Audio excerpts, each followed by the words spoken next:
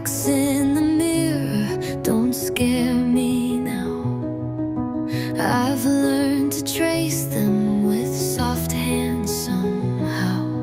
Dust on the floor, silence in my chest, but I still breathe, and that's progress, I guess.